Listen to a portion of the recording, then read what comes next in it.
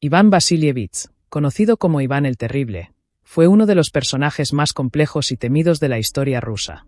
Nació el 25 de agosto de 1530 en el Gran Principado de Moscú, en el seno de la dinastía rúrica, que había gobernado los territorios rusos durante siglos. Su padre fue el gran príncipe Vasili, y su madre, Elena Glinskaya, una noble de ascendencia lituana y serbia. Desde su nacimiento, Iván fue heredero al trono, pero su vida pronto se vio marcada por la tragedia, la soledad y la intriga política. Cuando Iván tenía apenas 3 años, su padre murió.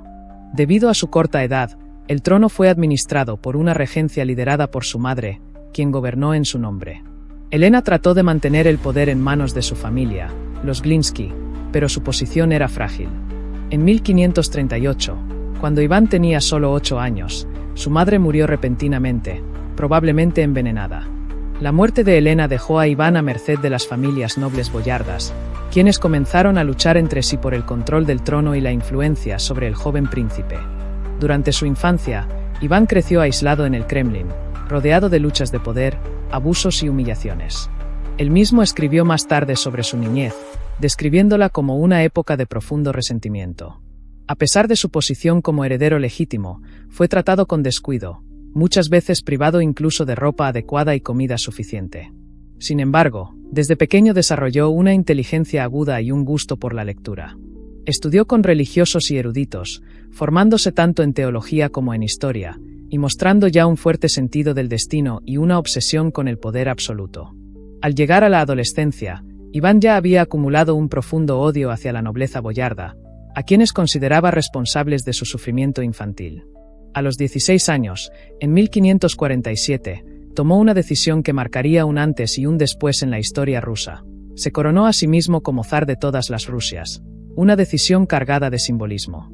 Esta fue la primera vez que un gobernante ruso adoptaba oficialmente el título de zar, derivado del término César, lo cual subrayaba su pretensión de poder absoluto y su conexión simbólica con el Imperio Romano y, por extensión, con el Imperio Bizantino, del cual Moscú se consideraba heredero espiritual. El acto de coronación fue una ruptura con el pasado. Iván no solo se presentó como príncipe entre iguales, sino como un monarca ungido por Dios, por encima de todos los nobles.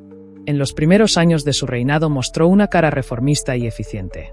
Rodeado de consejeros leales, llevó a cabo reformas importantes en la administración del Estado, el sistema judicial y el ejército. Creó un cuerpo de gobierno llamado el Zemsky Sobor, que incluía representantes de diversas clases sociales, algo inusual para la época.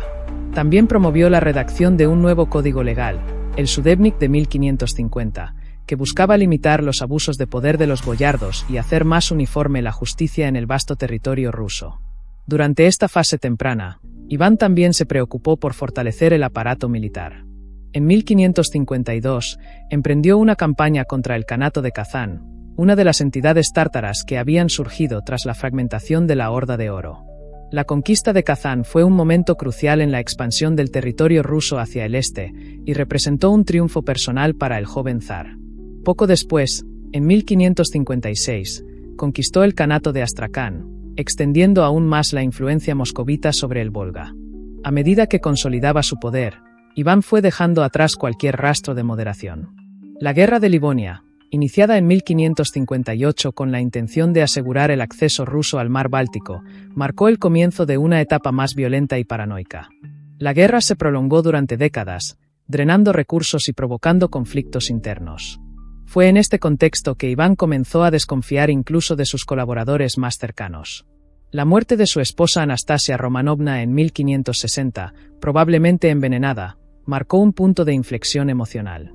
Iván entró en una espiral de sospechas, ira y crueldad. Convencido de que los boyardos estaban detrás del asesinato, inició una política de terror que transformaría su reinado. A finales de la década de 1560, Iván abandonó Moscú temporalmente, alegando que renunciaba al trono. Sin embargo, pronto regresó, condicionado a que se le concediera poder absoluto para castigar a los traidores como él considerara necesario. Así nació la Oprichnina, una política sin precedentes en la historia rusa. Iván dividió el país en dos, una parte gobernada según las normas tradicionales, y otra bajo su control directo y el de su cuerpo especial de élite, los Oprichniki. Estos actuaban como una especie de policía secreta y ejército privado, sembrando el terror en los territorios bajo su mando. Saqueaban, torturaban y ejecutaban a cualquiera sospechoso de traición o simplemente por estar en la mira del zar. Las masacres en ciudades como Novgorod son testimonio de este régimen de terror. Iván el Terrible tuvo varios hijos, pero los más importantes en la historia fueron tres: Iván Ivanovich, Fyodor Ivanovich y Dmitri Ivanovich. Cada uno tuvo un destino trágico, directamente o indirectamente ligado al carácter violento y paranoico de su padre. Iván Ivanovich era el hijo mayor y heredero directo del trono. Había sido educado como futuro zar, inteligente, valiente y capaz, aunque también fuerte de carácter. A diferencia de su padre, tenía una visión más moderada del gobierno. Su relación con Iván el Terrible era tensa y compleja, como muchas relaciones entre padres autoritarios y sus hijos adultos con ideas propias.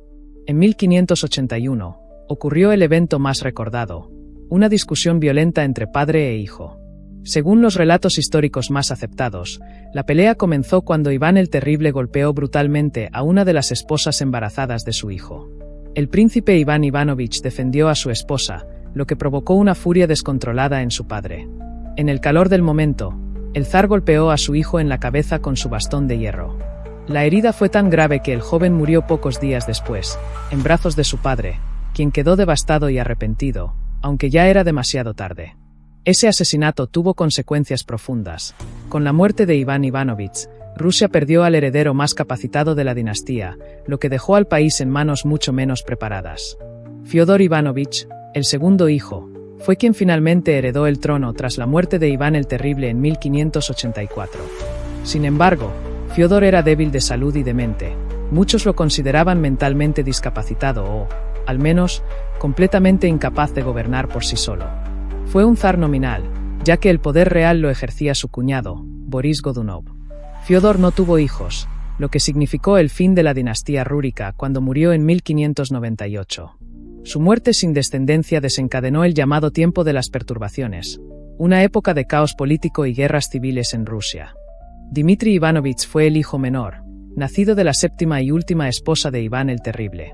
Según las leyes de la Iglesia Ortodoxa rusa, un hombre solo podía casarse 3 veces, por lo que los matrimonios posteriores no eran reconocidos oficialmente. Esto convirtió a Dmitri en un hijo considerado ilegítimo por muchos sectores.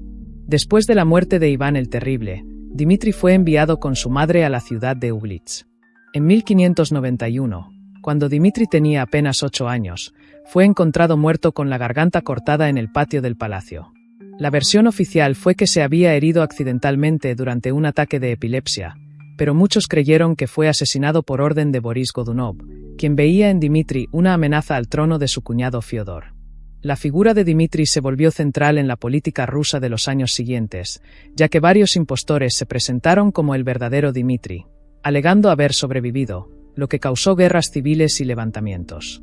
Pero ya va, ¿sabes de dónde viene la locura de Iván el Terrible? Lo que poca gente sabe es que Iván el Terrible no solo gobernaba con el hierro de la espada, sino también con el fuego de la culpa. Porque detrás de su imagen de autócrata absoluto, había un hombre torturado por una conciencia religiosa desbordada, casi febril. Iván no era indiferente a sus propios actos.